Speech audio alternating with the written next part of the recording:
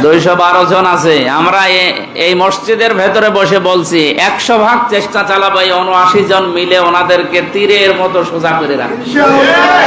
যদি এদিক ওদিক করে আমরা চেপে ধরবো ইনশাআল্লাহ। এই যে 77 জন, আমরা চরমনার একজন আছে 78 জন, আর একটা যেহেতু বাকি আছে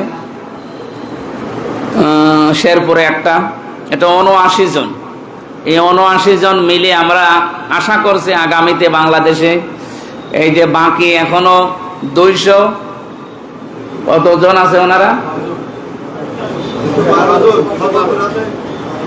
212 জন আছে। আমরা এই মসজিদের ভেতরে বসে বলছি 100 ভাগ চেষ্টা চালাবো এই 79 জন মিলে ওনাদেরকে তীরের মতো সোজা করে রাখি।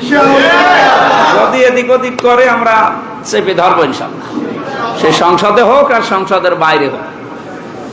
তা আমরা মধ্যম পন্থা অবলম্বন করবো। এটা হচ্ছে আল্লাহর জন্য সাক্ষী হওয়ার একটা নিয়ম। 2 নম্বরে এই যে তাকওয়া অর্জন করার জন্য ন্যায় বিচার কায়েম করা দরকার। এটা ব্যক্তি, পরিবার, সমাজ এবং রাষ্ট্রের সব জায়গায় এই ন্যায় বিচার যদি আমরা কায়েম করতে পারি, রমজানের দ্বারা যে তাকওয়া অর্জন করার জন্য তাকিদ দেওয়া হয়েছে সেইটা এবার বাংলাদেশে কায়েম হবে।